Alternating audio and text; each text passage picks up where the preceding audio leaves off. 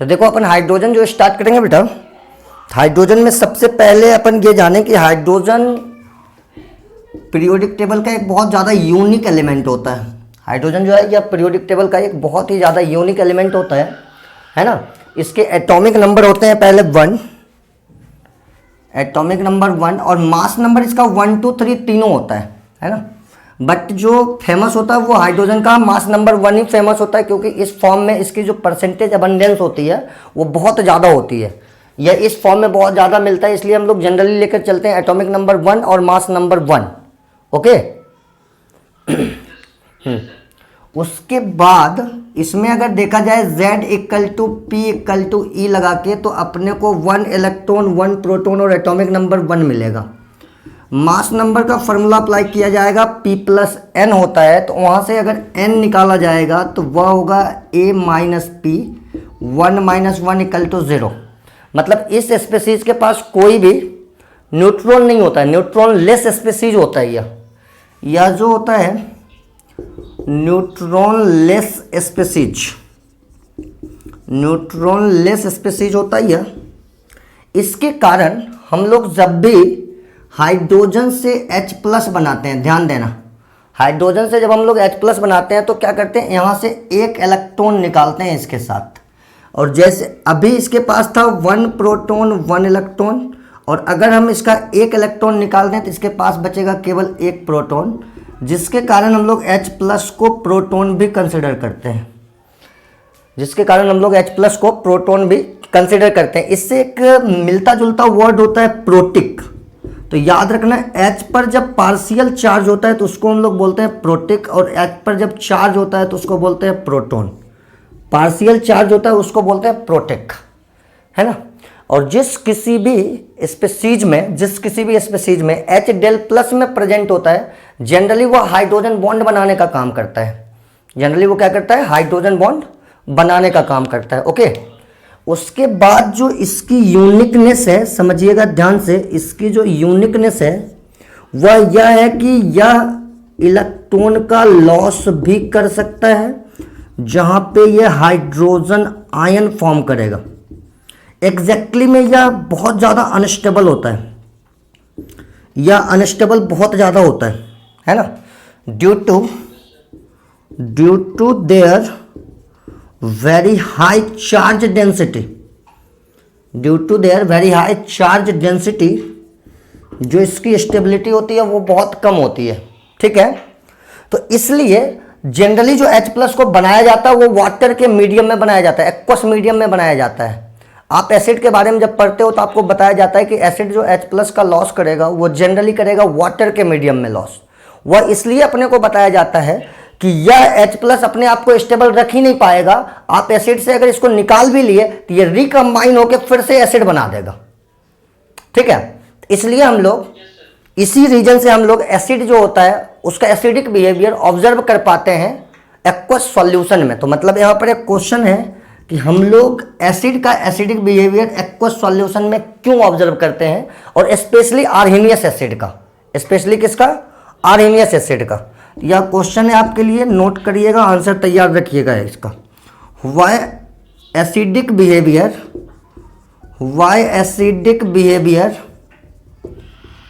Of Arrhenius acid, why acidic behaviour of Arrhenius acid is generally observed, generally छोड़ दो, सीधे लिखो acid, why acidic behaviour of Arrhenius acid is observed in aqueous medium. हम लोग aqueous medium में ही वह behaviour क्यों observe कर पाते हैं, या कहें तो कोई भी स्पेसीज अपने को आर्हेनियस एसिड क्यों एक्वस मीडियम में ही बता पाता है। इसका यह रीजन है, आप बताएंगे H+ आयन जो होता है बहुत ज़्यादा अनस्टेबल होता है। कोई पूछे ये अनस्टेबल क्यों होता है तो आप कहेंगे इसकी चार्ज डेंसिटी बहुत ज़्यादा होती है, जिसके कारण ये बहुत ज़्यादा अनस्टेबल होता है। चार्ज तो इस पर पूरे एक प्रोटॉन का होता है, लेकिन इसका साइज बहुत छोटा होता है, तो जिसके कारण इसकी चार्ज डेंसिटी बहुत ज़्यादा होता है, और आप इसको आइसोलेटेड गैसियस स्टेट में कभी रख नहीं पाओगे। ओके। तो इस तरीके से यूनिकनेस का पहला पॉइंट तो ये था कि यह प्रोटॉन का लॉस कर सकता है। दूसरा पॉइंट है यह यूनिकनेस का कि यह इलेक्ट्रॉन को गेन भी कर सकता है, यह इलेक्ट्रॉन का लॉस भी कर सकता है और इलेक्ट्रॉन को गेन भी करता है। जब ये गेन करता है तो बनाता है हाइड्राइड आयन, जब ये गेन करता है तो बनाता है हाइड्राइड आयन। ओके, तीसरा पॉइंट है कि यह इलेक्ट्रॉन की शेयरिंग भी करा सकता है। तीसरा पॉइंट है कि यह इलेक्ट्रॉन की शेयरिंग भी करा सकता है। तो पहला पॉइंट हुआ लॉस कर सकता है, दूसरा पॉइंट हुआ गेन कर सकता है, तीसरा पॉइंट है कि यह इलेक्ट्रॉन की शेयरिंग भी करा सकता है और मीथेन जैसा स्पीशीज बना सकता है। बोलो बात क्लियर है? तो इसको नोट करना चाहोगे या मिटाऊं? कर लो बेटा।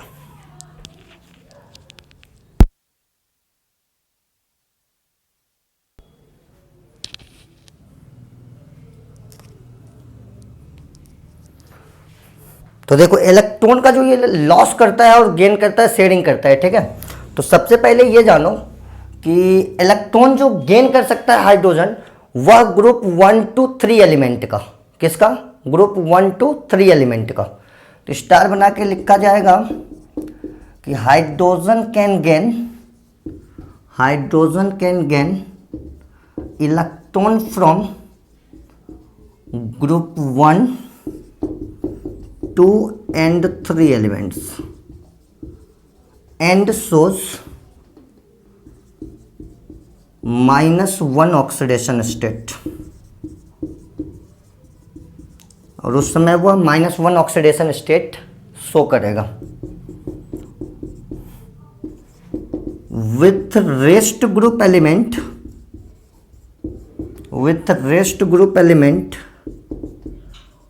it can lose their electron and shows +1 oxidation state. बाकी जितने भी एलिमेंट बचेंगे उसके साथ ये लॉस कर सकता है, अपने इलेक्ट्रॉन को लूज कर सकता है और +1 ऑक्सीडेशन स्टेट को बताएगा उस टाइम पे, ठीक है। कहता है during formation of organic compounds like hydrocarbons and their derivatives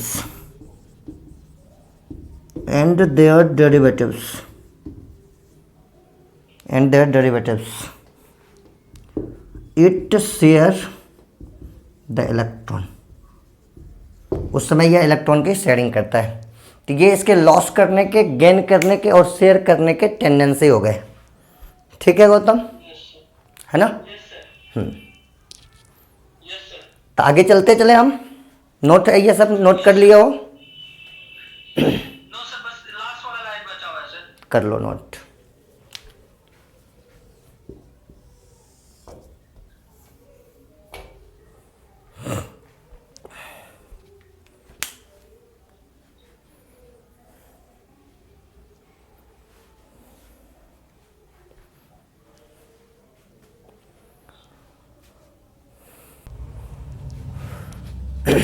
इसका जो इलेक्ट्रॉनिक कॉन्फ़िगरेशन आएगा,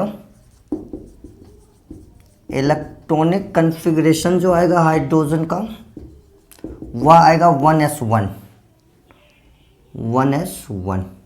है ना? तो 1s1 इलेक्ट्रॉनिक कॉन्फ़िगरेशन से भी हम लोग यह पता कर पाएंगे कि इसके पास जो अनपेयर्ड इलेक्ट्रॉन का नंबर होता है वो 1 है। इसके पास जो अनपेयर्ड इलेक्ट्रॉन के नंबर है वो कितने हैं? 1। ओके, तो 1 अनपेयर्ड इलेक्ट्रॉन होने के कारण इसकी जो कोवैलेंसी होगी, वह होगी 1 ड्यू टू प्रेजेंस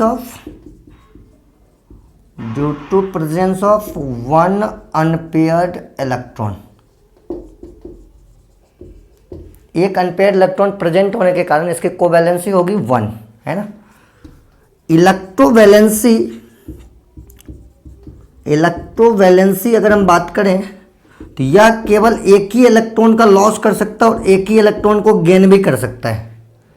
चाहे लॉस करने की बात करें तो भी एक का लॉस होगा और गेन करने की बात करें तो भी यह एक इलेक्ट्रॉन को गेन करेगा, जिसके कारण इसकी इलेक्ट्रोवैलेंसी 1 रहेगी। अगर एक गेन करने का रीजन कभी तुमसे पूछा जाए तो तुम ये बोलोगे कि फर्स्ट सेल में मैक्सिमम 2 इलेक्ट्रॉन रह सकते हैं। 1 इलेक्ट्रॉन इसके पास पहले से है, यह इसलिए केवल एक ही इलेक्ट्रॉन गेन करेगा। क्लियर है?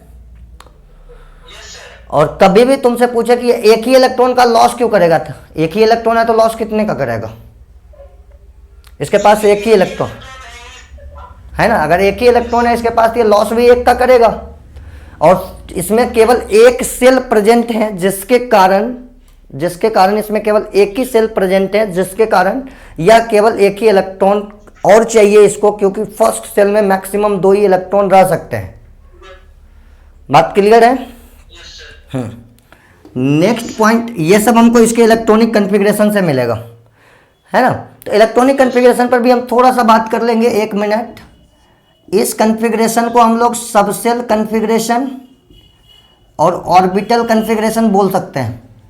सबसेल कॉन्फ़िगरेशन भी बोल सकते हैं, ऑर्बिटल कॉन्फ़िगरेशन भी बोल सकते हैं, क्योंकि एस सबसेल में केवल एक ही ऑर्बिटल होता है और उसका नाम होता है एस ऑर्बिटल। एस सबसेल में केवल एक ही ऑर्बिटल होता है, उसका नाम होता है एस ऑर्बिटल। तो इसलिए हम लोग इस कॉन्फ़िगरेशन को सबसेल कॉन्फ़िगरेशन भी बोल सकते हैं, ऑर्बिटल कॉन्फ़िगरेशन भी बोल सकते हैं। ठीक है। दूसरे तरफ हम लोग अगर इसके सेल कॉन्फ़िगरेशन की बात करें, सेल कॉन्फ़िगरेशन की बात करें तो डायरेक्ट 1 भी लिखा जाता है, कुछ लोग इसको ऐसे भी लिखते हैं K1। K हो गया फर्स्ट सेल के बदले में और 1 हो गया उसमें एक इलेक्ट्रॉन। ठीक है, तो ये हो गया इसका सेल कॉन्फ़िगरेशन। ये सबसेल और ऑर्बिटल दोनों कॉन्फ़िगरेशन यही है। तो इस तरीके से इसके 3 तरह के कॉन्फ़िगरेशन आपको बताया गया। बोलो, बात क्लियर है? ओके। उसके बाद एक चीज तुम ध्यान जरूर रखना, है ना, कि जो H+ आयन होता है, H+ आयन जो होता है, बेसिकली हम लोग इसको न्यूक्लियस ऑफ हाइड्रोजन के नाम से भी जानते हैं। H+ आयन को हम लोग न्यूक्लियस ऑफ हाइड्रोजन भी बोलते हैं, ध्यान रखना। क्योंकि आप सोच कर देखो कि अगर आपने एक इलेक्ट्रॉन निकाल दिया तो बाहर तो कुछ बचा ही नहीं, सिर्फ न्यूक्लियस ही बचेगा। आप थोड़ा यहां पे ध्यान ये रखना कि radius of H+, radius of H+, इसी को बोलेंगे रेडियस ऑफ न्यूक्लियस और इसी को बोलेंगे रेडियस ऑफ प्रोटॉन। देखो पहले सोच के अच्छे से, जो H+ का रेडियस होगा, H+ आयन का जो रेडियस होगा उसी को उसके न्यूक्लियस का रेडियस बोलेंगे, और वही प्रोटॉन का भी रेडियस होगा क्योंकि वह ऑलरेडी प्रोटॉन है। बोलो, बात क्लियर है? तो यह लगभग एनसीईआरटी में बताया गया 1.5 इंटू 10⁻³ पिकोमीटर। 1.5 इंटू 10⁻³ पिकोमीटर, जिसको कि अगर हम मीटर में कन्वर्ट करने की कोशिश करें तो बताओ कितना आएगा? पिकोमीटर कितना होता है पता है?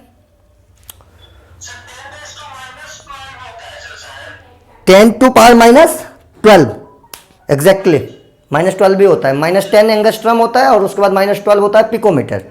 तो 10⁻12 तो हो गया वो, और -3 ये भी है, तो दोनों मिलके क्या हो जाएगा? 10⁻15 मीटर। बोलो। और अब अगर इसका कोई वॉल्यूम निकालता है, तो ध्यान से सोचकर देखो, वॉल्यूम ऑफ H+ अगर कोई निकालने का कोशिश करेगा तो वो लगाएगा 4/3 πr³। स्फीयर का फॉर्मूला लगाएगा वॉल्यूम के लिए, और अगर स्फीयर का निकालोगे फॉर्मूला, चलो ये सब तो कैलकुलेशन करके आपको कुछ भी दे दे, लेकिन ये ओवरऑल वॉल्यूम 10⁻45 के ऑर्डर में मिलेगा आपको। ओवरऑल वॉल्यूम जो मिलेगा वो 10⁻45 के टर्म में मिलेगा या ऑर्डर में मिलेगा। आपसे क्वेश्चन यह भी पूछा जा सकता है कि जो प्रोटॉन होता है उसका रेडियस किस ऑर्डर में आता है ना, 10⁻45। उसका आंसर आएगा 10⁻45। अब देखो ये इतना छोटा वॉल्यूम है और उस पर 1 यूनिट का पूरा पॉजिटिव चार्ज है, तो डेंसिटी कितनी भयानक होगी चार्ज की, सोच के देखो एक बार। चार्ज की डेंसिटी कितनी भयानक होगी एक बार सोच के देखोगे तो पता चलेगा, है ना। और बहुत आसान है, देखो जो एक प्रोटॉन होता है उसका चार्ज कितना है ये बताओ। चार्ज ऑफ वन प्रोटॉन क्या होता है, जल्दी जल्दी बताओ। Charge 1.6 into 10 to power 1.6 into 10 to power -19 होता है इसका चार्ज कूलम्ब में, ठीक है। और इसको आप 10 टू पावर -45 से सॉल्व कर रहे हो। समथिंग कुछ भी है तो ये सब तो यहाँ पर कोई वैल्यू रखेगा ही नहीं। जो भी वैल्यू आपको बताना होगा 10 के पावर में, ये जो 10 के पावर है वही आपके लिए मेन चीजें होंगी। बाकी जो भी सॉल्व करके आएगा वो नेग्लिजिबल होगा, ठीक है। इन सब से तो कोई लेना देना ही नहीं रहेगा आपको। आपको लेना देना केवल यहां से रहेगा। बताइए किस ऑर्डर में आपको डेंसिटी मिल रहा है। ये चार्ज डेंसिटी है इसका, charge of one proton upon volume. ये हमने निकाल दिया चार्ज डेंसिटी का ऑर्डर। बोलो सोच के फटाफट।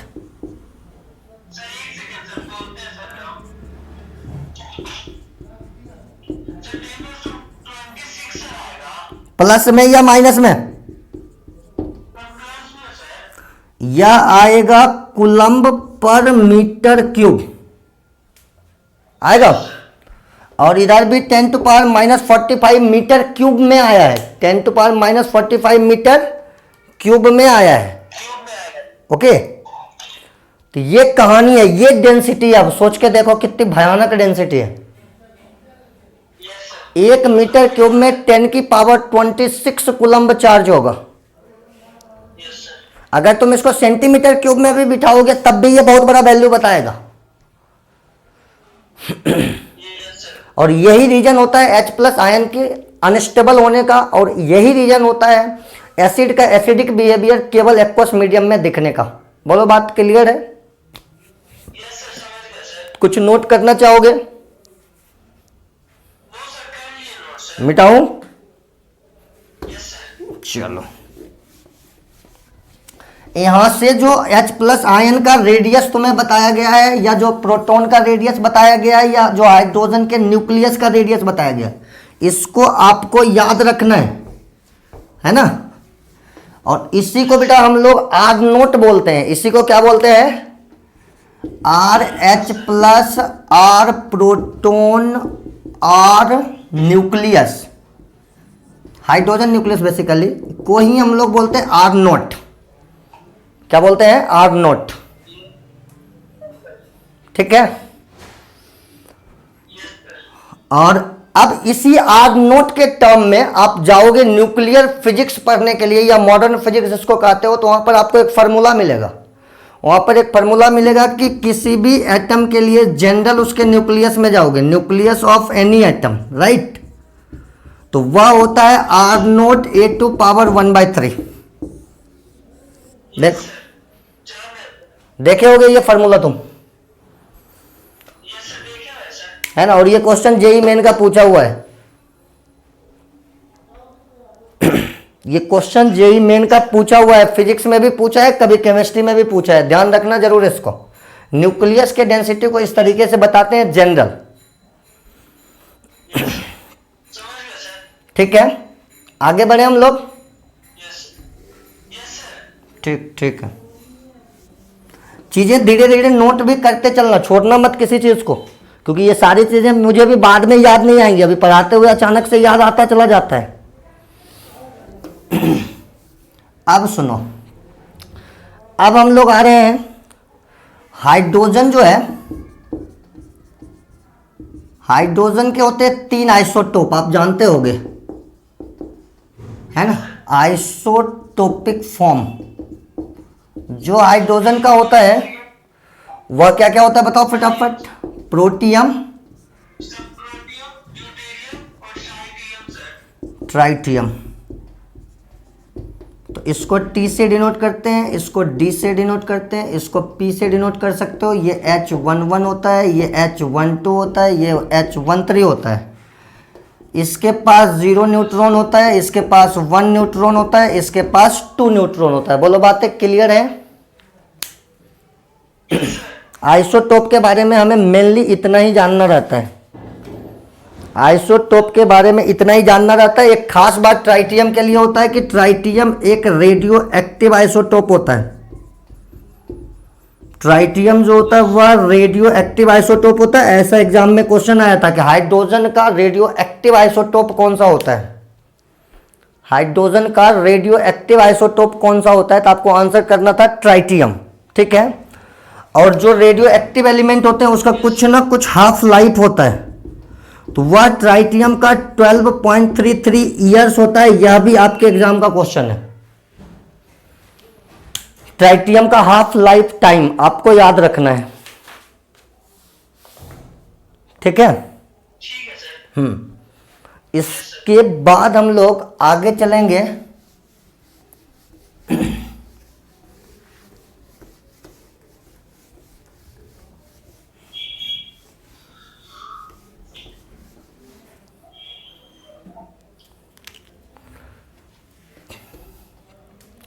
तो इसके बाद हम लोग आगे चलेंगे तो बात करेंगे एग्जिस्टेंस ऑफ हाइड्रोजन का।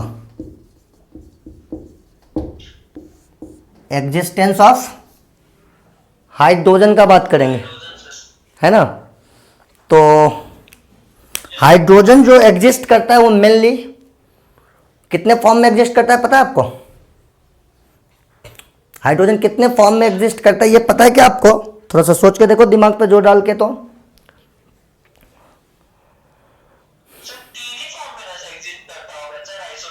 नहीं, आइसोटोप वो तो आइसोटोपिक फॉर्म है, वह तो आइसोटोपिक फॉर्म, वह तो टॉपिक ही इससे अलग है। अब हम अलग टॉपिक स्टार्ट करें हैं, उस टॉपिक का नाम है existence of hydrogen. Hydrogen coincidentally फिर से आंसर है कि तीन ही फॉर्म में एग्जिस्ट करता है, लेकिन उसका आंसर है एटॉमिक हाइड्रोजन। ठीक है, atomic hydrogen, molecular hydrogen, nascent hydrogen. कौन कौन सा हाइड्रोजन? एटॉमिक हाइड्रोजन, हाँ एटॉमिक हाइड्रोजन, मॉलिकुलर हाइड्रोजन जिसको तुम कहते हो डाई हाइड्रोजन, और तीसरा होता है नेसेंट हाइड्रोजन जो हमें रिड्यूसिंग एजेंट से मिलता है। तीसरा होता है नेसेंट हाइड्रोजन जो हमें कहां से मिलता है? रिड्यूसिंग एजेंट से। तो लिखोगे it is existed in three form, it is existed in three form. एक होता है एटॉमिक हाइड्रोजन, दूसरा होता है मॉलिकुलर हाइड्रोजन, मॉलिकुलर हाइड्रोजन जिसको हम लोग बोलते हैं डाई हाइड्रोजन, और तीसरा होता है नेसेंट हाइड्रोजन, तीसरा होता है नेसेंट हाइड्रोजन जिसको हम लोग इस तरीके से लिखते हैं। तो इस तरीके से हाइड्रोजन के तीन फॉर्म आपके सामने आ गया, atomic hydrogen, molecular hydrogen and nascent hydrogen. Atomic hydrogen, molecular hydrogen and nascent hydrogen. Okay okay, ठीक है, 5 मिनट का ब्रेक ले लो। कहता है कि जो एटॉमिक हाइड्रोजन होता है उसी को हम लोग एक्टिव हाइड्रोजन भी बोलते हैं, ध्यान रखना है। एटॉमिक हाइड्रोजन की हम लोग क्या बोलते हैं? Active hydrogen. एटॉमिक हाइड्रोजन को ही हम लोग बोलते हैं एक्टिव हाइड्रोजन, है ना। एक एग्जिस्टेंस ऑफ हाइड्रोजन भी बोलते हैं इसको, और इसको आप बोल सकते हो टाइप्स ऑफ हाइड्रोजन भी। एक ही बात हुआ, जो इसका टाइप होगा उसी टाइप के अलग अलग टाइप के फॉर्म में ये एग्जिस्ट करेगा, है ना। नेसेंट हाइड्रोजन, आपको नेसेंट हाइड्रोजन के बारे में आपको लिखना है always obtained from, always obtained from. आज खत्म ही कर ले हाइड्रोजन को। Always obtained from reducing agent, always obtained from reducing agent. Okay, यह हमेशा रिड्यूसिंग एजेंट से आपको मिलेगा। और जो डाइहाइड्रोजन होता है H2, जो H2 होता है इसी को हम लोग इसका एलिमेंटल फॉर्म भी बोलते हैं, ध्यान रखना, elemental form. As a element यह हमेशा H2 के फॉर्म में एग्जिस्ट करता है। एज ए एलिमेंट हाइड्रोजन हमेशा H2 के फॉर्म में एग्जिस्ट करता है। ओके गौतम, कोई दिक्कत है आपको समझने में बेटा?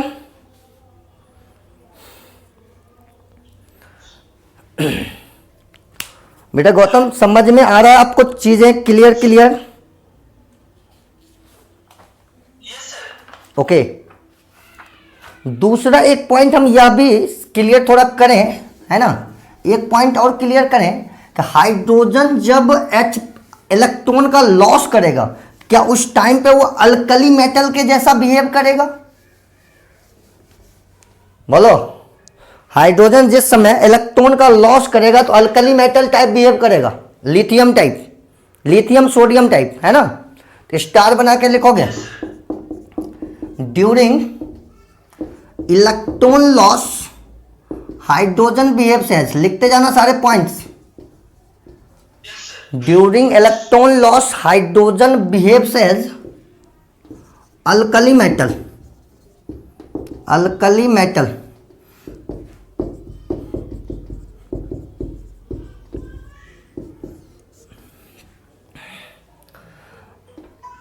And during gain of electron या during electron gain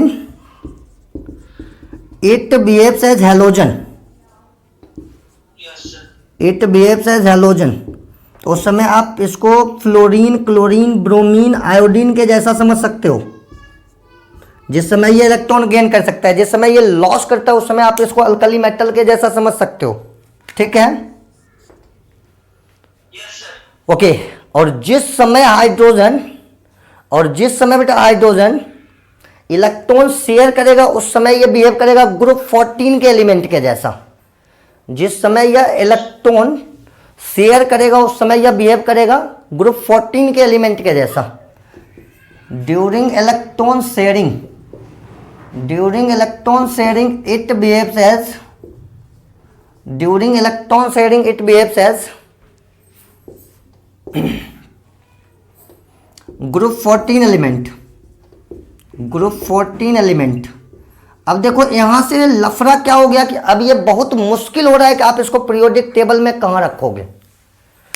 in point से ये बहुत मुश्किल है कि इसको पीरियोडिक टेबल में हम लोग कहां रखेंगे, मतलब इसके लिए कोई स्पेसिफाइड जगह नहीं होगा पीरियोडिक टेबल में। ठीक है, तो ऐसे सिचुएशंस में हम लोग हाइड्रोजन को जो रखते हैं वह ग्रुप 1 के ऊपर सेपरेट ब्लॉक में रखते हैं, ग्रुप 1 के ऊपर सेपरेट ब्लॉक में। कभी आपसे पूछा जाए कि हाइड्रोजन को ग्रुप 1 के ऊपर सेपरेट ब्लॉक में क्यों रखते हैं, तो ये कहना कि यह ग्रुप 1 की प्रॉपर्टी इलेक्ट्रॉन लॉस करने के टाइम पे दिखा सकता है, ग्रुप 17 मतलब हैलोजन की प्रॉपर्टीज इलेक्ट्रॉन गेन करने के समय दिखा सकता है, ग्रुप 14 की प्रॉपर्टीज इलेक्ट्रॉन शेयर करने के टाइम पे दिखाता है। हम इसको किसी के साथ नहीं रख सकते, हम इसको किसी के साथ नहीं रख सकते, इसलिए हम लोग इसको हमेशा रखते हैं एक सेपरेट ब्लॉक में। बोलो, बात क्लियर हुआ? चलो,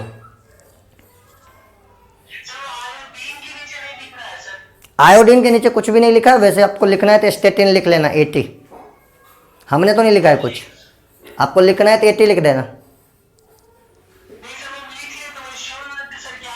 कोई दिक्कत नहीं, आप लिख सकते हो बेटा। इसी के ग्रुप में स्टेटिन है, स्टेटिन इसी के ग्रुप में आप लिख सकते हो, मैं ये बोल रहा हूं 80।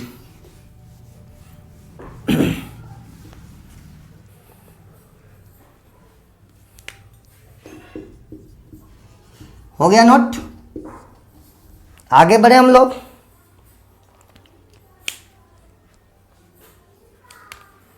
आगे बढ़े हम लोग। इसके बाद आता है इसका अक्रेंस। वो तो टाइप्स हो गया, एग्जिस्टेंस हो गया, एक होता है अक्रेंस। तो अक्रेंस में आप दो फॉर्म बता सकते हो, एक आप एलिमेंटल फॉर्म बता सकते हो इसका, जहां ये H2 होगा, और दूसरा आइसोटोपिक फॉर्म बता सकते हो, जहां पर आपने अभी प्रोटियम, ड्यूटेरियम, ट्राइटियम का बात किया है। एक हो गया इसका अक्रेंस होता है इसका एक एलिमेंटल फॉर्म और एक आइसोटोपिक फॉर्म। टाइप्स होता है इसका 3, अक्रेंस होता है इसका 2। जरूर ध्यान में रखना और क्वेश्चन को ध्यान से पढ़ना कि तुमसे टाइप्स पूछ रहा है या तुमसे अक्रेंस पूछ रहा है, इस बात का खास ध्यान रखना। इस बात का खास ध्यान